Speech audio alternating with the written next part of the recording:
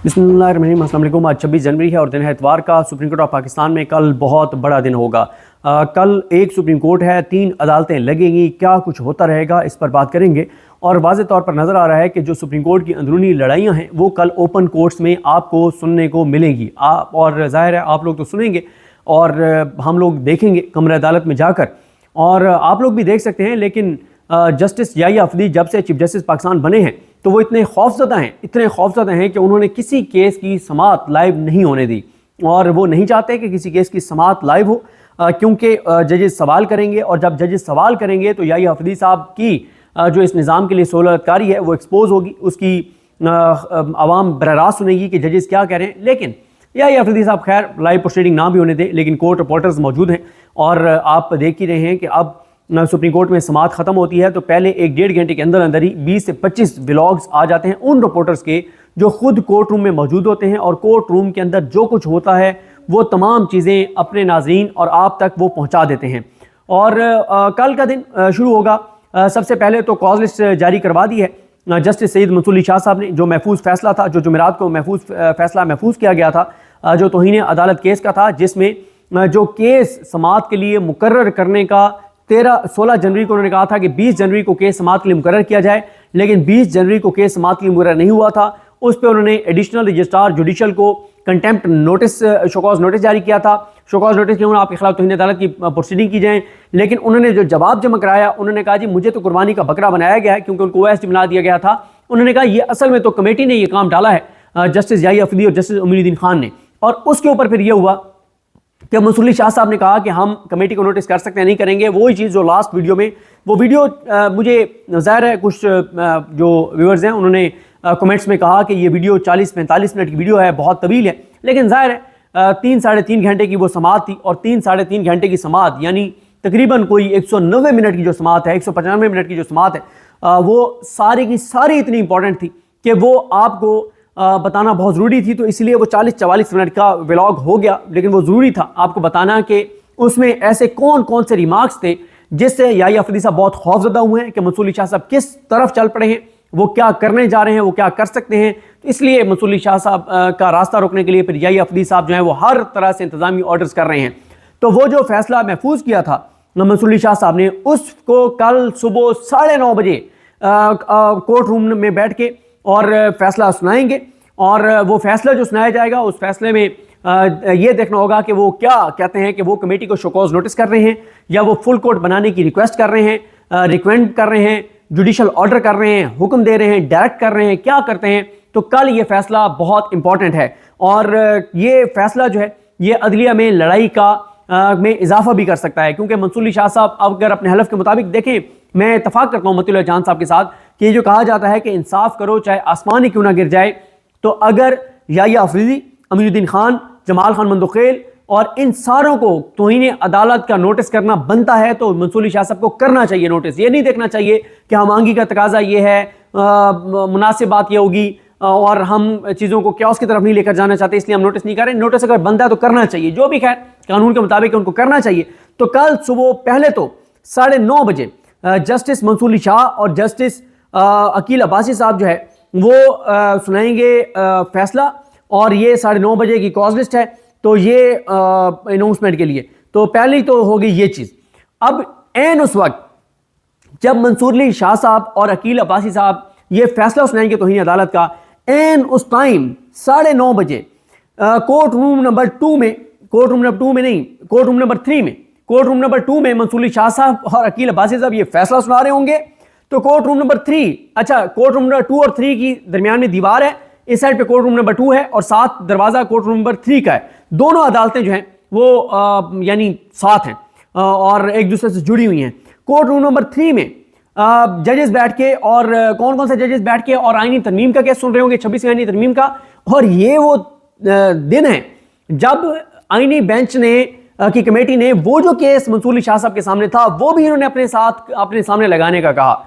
जो केस मंसूर अली शाह साहब से याहिया अफदी ने और उमरुद्दीन खान ने लेकर इनके बेंच से, जिस बेंच में मंसूर अली शाह साहब थे, आयशा मलिक साहिबा थी, इरफान सादत खान साहब थे, इनसे केस लेकर और उन्होंने आईनी बेंच की कमेटी को भेजा। आईनी बेंच की कमेटी ने कहा कि ये केस हम लगा रहे हैं या इस केस से रिलेटेड जो दीगर केसेस हैं वो हम लगा रहे हैं 27 जनवरी को 9:30 बजे कॉन्स्टिट्यूशनल बेंच के सामने, आईनी बेंच के सामने।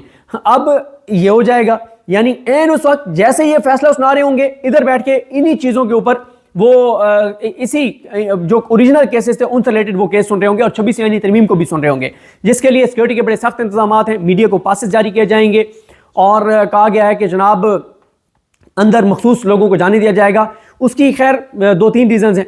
एक उसकी रीज़न ये है कि इसमें कोई 40-42 पिटीशंस हैं, अब लगी हुई कम है, लेकिन टोटल 26 यानी तरमीम में 40-42 पिटीशंस हैं। अब 40-42 पिटीशंस के ऊपर अगर एक 2 वकील भी हैं तो कोई 80-90 तो वकील ये बन जाएंगे। बाकी अलग हैं जो बड़े बड़े वकील आएंगे इसमें, तो अंदर 70 से 75 वकला के बैठने की जगह है। जो वहाँ पे कोर्ट रूम में लोग खड़े हो सकते हैं वो मैक्सिमम 60-70 और खड़े हो सकते हैं। तो इसलिए उसमें यह है कि मीडिया को ऊपर जो गैलरी है उसमें, और अंदर मखसूस लोगों को जाने दिया जाएगा जो पासेस जारी किए जाएंगे उसके ऊपर। और इसलिए जो बाकी हैं जो जर्नलिस्ट हैं या वकील हैं उनके नीचे जो कोर्ट रूम्स हैं उनमें जो है वो इंतज़ाम किया जाएगा कि वो अब ऑडियो होगी और साथ शायद वीडियो भी हो, तो वहाँ पे अटेंड जो है वो कर सकेंगे। तो ये 26 यानी तरमीम का केस सुनेंगे 9:30 बजे बैठ के। और इसमें कौन कौन है? इसमें अमीनुद्दीन खान साहब, जिनको हमारे दोस्त जो बिशार राजा हैं वो कहते हैं कि अक़वाम आलम के सबसे बड़े जज हैं, तो अमीनुद्दीन खान साहब इस बेंच की सरबराही करेंगे। उनके साथ हैं जमाल खान मुंदखेल साहब, मोहम्मद अली मज़हर साहब, आयशा मलिक साहिबा, सैयद हसन नज़र रिजवी साहब, मुसरत हिलाली साहिबा, नईम अख्तर अफगान साहब और शाहिद बिलाल हसन साहब, ये जजेस बैठ के, और ये हैं जनाब कितने जजेस हो जाएंगे? 1 2 3 4 5 6 7 8 ये जजेस बैठ के और सुनेंगे। और ये जजेस सुनेंगे इसका जो आईनी बेंच है, ये 26 आईनी तरमीम का केस सुन रहा होगा। अब जब ये केसेस, जब वो फैसला, वो तो खैर 2-4 मिनट में फैसला सुना देंगे, उसी वक्त आप तक तफसीलात आ जाएंगी। इधर ये वाली प्रोसीडिंग शायद 1.5 घंटे चले, 2 घंटे चले, 2.5 घंटे चले, ये वाली जो प्रोसीडिंग है आईनी बेंच के सामने।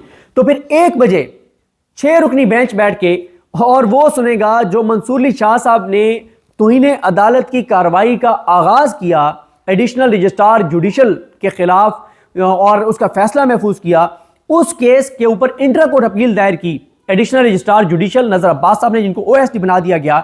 उन्होंने इंट्रा कोर्ट अपील दायर की, हालांकि पहले तो वो बता चुके उनको कुर्बानी का बकरा बनाया गया और अदालत ने वाज़े भी कर दिया कि आपके खिलाफ हम प्रोसीड नहीं करेंगे। मंसूर अली शाह साहब ने कहा और अकील अब्बासी साहब ने, हमारे सामने जो सवालात आए हैं वो ये आए हैं कि क्या एक जुडिशल ऑर्डर को इंतजामी ऑर्डर से बदला जा सकता है या नहीं जा सकता, चलते हुए केस को वापस लिया जा सकता है या नहीं लिया जा सकता।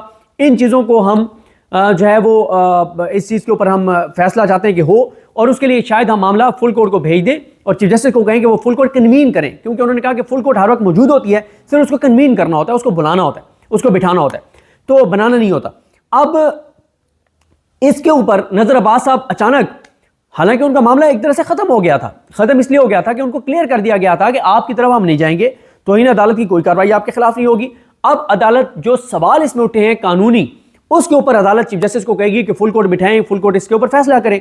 और जो कमेटी है, जो अमीनुद्दीन खान साहब, जो याही अफदी साहब, अमीनुद्दीन खान साहब और मंसूर अली शाह साहब जिसके मेंबर हैं, और दूसरी कमेटी जिसमें जमाल खान, जिसमें अमीनुद्दीन खान साहब जो आईनी बेंच वाली कमेटी है, अमीनुद्दीन खान साहब, जमाल खान मुंदखेल साहब और मोहम्मद अली मज़हर साहब वाली जो कमेटी है, तो इन कमेटियों की वर्किंग को देखने के लिए कि इनका प्रोसेस क्या होगा, इनके असाइनमेंट क्या है, इनके पास केसेस कैसे जाएंगे, सुप्रीम कोर्ट का इंटरनल काम कैसे चलेगा, 26 यानी तरमीम के बाद क्या चेंजिंग्स आई हैं, प्रैक्टिस एंड प्रोसीजर एक्ट क्या कहता है, सेक्शन 2 की कमेटी क्या के सामने कौन से केसेस जाएंगे, 2A वाली के सामने क्या कौन से जाएंगे, क्या ये रजिस्ट्रार ऑफिस करेगा, अगर रेगुलर बेंच समझता है कि ये केस आईनी बेंच के सामने जाना चाहिए तो क्या वो स्पीकिंग ऑर्डर करेगा, फिर वो ऑर्डर का चैलेंज हो सकता है। इन सारी चीज़ों के ऊपर वो चाहते हैं कि फुल कोर्ट बैठ के इसको सुने, एक ही बार आप इस मसले को सेटल करें। तो 1 बजे बैठ के 6 रुकनी बेंच सुनेगा जनाब उस इंटर कोर्ट अपील को जो नज़र अब्बास साहब ने दायर की है, जो जिसका बनता नहीं था, लेकिन जैसे उन्होंने दायर की तो उसी दिन उसके ऊपर बेंच बन गया और कॉज लिस्ट आ गई। इसमें कौन कौन है? इसमें जमाल खान मुंदखेल साहब हैं, मोहम्मद अली मज़हर साहब हैं, अतर मिनल्ला साहब हैं, हसन नज़र रिजवी साहब हैं, शाहिद वही साहब हैं और मुसरत हिलाली साहब हैं। अब इसमें इंटरेस्टिंग बात यह है कि जो मंसूर अली शाह साहब हैं, मंसूर अली शाह साहब ने जो लेटर लिखा है, अब तो उस लेटर का मुकम्मल मतन भी सामने आ गया, वो भी मैं आपके सामने रख देता हूँ। उसमें मंसूर अली शाह साहब ने लेटर में ये लिखा कि उन्होंने उन्होंने सारे जजेस को ये लेटर भिजवाया है। इसमें मंसूर अली शाह साहब कहते हैं कि क्रिमिनल ओरिजिनल पिटीशन 1/2025 में इंटर कोर्ट अपील नंबर 1/2025 की समाअत के लिए लार्जर बेंच तश्कील देने की गर्ज से मेरे सेक्रेटरी ने 23 जनवरी 2025 की रात 9:33 पर रोस्टर की मंजूरी के लिए फाइल व्हाट्सएप के जरिए भेजी, जिसमें दर्जा झेल 6 जजेस के नाम तजवीज़ किए गए थे, जो मैं आपको बता चुका हूँ कि जमाल खान मंदुखेल साहब, मोहम्मद अली मज़हर साहब, अत्तर मिनल्ला साहब, हसन नज़र रिजवी साहब, शाहिद वहीद साहब और मुसरत हिलाली साहबा। आगे मंसूर अली शाह साहब कहते हैं कि मैंने अपने सेक्रेटरी को बताया कि मैं इस फाइल पर सुबह गौर करूँगा। बाद अज़ां मेरे सेक्रेटरी ने रात 10:28 पर supreme court practice and procedure act की कमेटी की मंजूरी के बाद रजिस्ट्रार की तरफ से जारी करदा कोर्ट रोस्टर मुझे व्हाट्सएप के जरिए भेजा। कोर्ट रोस्टर मौसूल होने पर मैंने अपना एतराज़ मुतलका हुकाम तक पहुँचाने के लिए व्हाट्सएप के जरिए अरसाल किया। मैं यहाँ मज़कूरा एतराज़ रिकॉर्ड के साथ साथ मज़कूरा और लार्जर बेंच की तश्कील के पस मंज़र के सिलसिले में रिकॉर्ड पर लाना चाहता हूँ। वो कहते हैं कि पिछले रोज़ जुडिशल कमीशन के इजलास के बाद मोअज़्ज़िज़ चीफ जस्टिस ने अपने चैम्बर याही अफरीदी साहब ने अपने चैम्बर में कमेटी का गैर रस्मी इजलास बुलाया, गैर रस्मी इजलास, जिसमें मोअज़्ज़िज़ चीफ जस्टिस याही अफरीदी, मैं खुद यानी मंसूर अली शाह और आइनी बेंचेस के सीनियर तरीन जज जस्टिस अमीनुद्दीन खान शरीक थे। मदरजा बाला मामले में लार्जर बेंच तश्कील देने पर इतफाक हुआ कि डिस्कस हुआ कि इंटर कोर्ट अपील आई है, उसके लिए लार्जर बेंच तश्कील देना। तो कहते हैं मैंने इतफाक किया कि आप दे दें लार्जर बेंच तश्कील। लेकिन वो कहते हैं कि मैंने सीनियरिटी के लिहाज से 5 जजेस पर मुश्तमिल लार्जर बेंच तश्कील देने की तजवीज़ दी। अब वो अगर इनकी बात माने तो वो 5 जजेस कौन से बनते हैं? वो उसकी बेंच की सप्लाई करनी थी अत्तर मिनल्ला साहब ने, और अत्तर मिनल्ला साहब के बाद जो है वो 5 जज बनते थे। अत्तर मिनल्ला साहब के बाद 5 जज बनते थे। उन्होंने कहा कि मैंने ये तजवीज़ किया कि 5 जजेस पर मुश्तमिल बेंच बनना चाहिए, जिसमें वो जजेस शामिल ना हो जो मफादात के टकराव की वजह से मज़कूरा इंटर कोर्ट अपील नहीं सुन सकते। यानी मफादात का टकराव आपको अर्ज कर देता हूँ, यानी वो जज जो प्रैक्टिस एंड प्रोसीजर कमेटी में थे और जो ये रेगुलर कमेटी में और जो आइनी बेंच की कमेटी में थे। यानी कौन कौन इस केस में नहीं बैठ सकता? याही अफरीदी साहब, मंसूर अली शाह साहब और अमीनुद्दीन खान साहब। दूसरी कमेटी के जो हैं वो अमीनुद्दीन खान साहब, जमाल खान मंदुखेल साहब, मोहम्मद अली मज़हर साहब। तो ये जज जो हैं वो कमेटी में नहीं बैठ सकते, बेंच में नहीं बैठ सकते। उन्होंने कहा कि इनके अलावा मैंने कहा कि आप 5 रुकनी बेंच जो है वो तश्कील दे दें। उसके बाद वो कहते हैं कि जब उन्होंने अपने ये पैगाम जो है उन्होंने व्हाट्सएप के ज़रिए ये भेज दिया, तो उसके बाद वो कहते हैं कि मैंने अपने सेक्रेटरी को बताया, नहीं, रात 10:28 पर मुझे मेरे सेक्रेटरी ने आगाह किया कि बेंच बन गया है और कमेटी के अक्सरियती फैसले पर रोस्टर जारी कर दिया है। जल्दबाजी में तश्कील दिए गए इस लार्जर बेंच पर मेरा एतराज़ दर्ज झेल है। जिन जजेस का इस मामले में मफाद का टकराव है वो इस बेंच में नहीं बैठ सकते, क्योंकि मंसूर अली शाह साहब कहते हैं कि मैंने जो तजवीज़ दी, जब मैंने ये तजवीज़ दी थी कि 5 रुकनी बेंच बनाएं, तो उस वक्त चीफ जस्टिस ने कहा था कि नहीं, 4 रुकनी बेंच जो है वो बनाया जाएगा। तो मोअज़्ज़िज़ चीफ जस्टिस का कहना था कि वो इस मामले में 4 रुकनी बेंच बनाना पसंद करेंगे, और वहाँ पर इजलास ख़त्म हो गया। और वो कहते हैं कि जो 4 रुकनी बेंच था उसमें कौन था?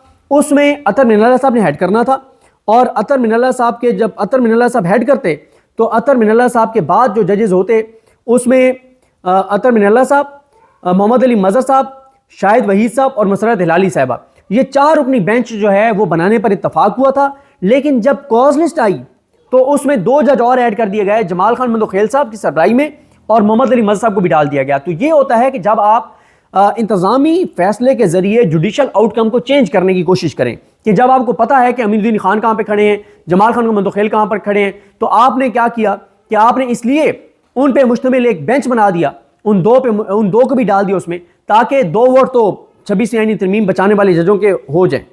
उसके बाद मंसूर अली शाह साहब कहते हैं कि जिन जजेस का इस मामले में मफाद का टकराव है वो इस बेंच में नहीं बैठ सकते। जस्टिस जमाल खान मंदुखेल और जस्टिस मोहम्मद अली मज़हर आइन के आर्टिकल 191(1)(4) के तहत तश्कील करदा कमेटी के मेंबरान हैं, वो आइनी बेंच वाली कमेटी के। तो इसलिए उन्होंने कहा कि और इन्होंने वो कहते हैं कि जो जिस बेंच के सामने ये लगाया गया है, तो मेरा एतराज़ ये था कि वो उनको नहीं बैठना चाहिए, क्योंकि दोनों कमेटियों के फैसलों का एतराज़ इसमें उठता है, तो दोनों कमेटियों के मेंबर्स को बहरहाल इसमें नहीं बैठना चाहिए।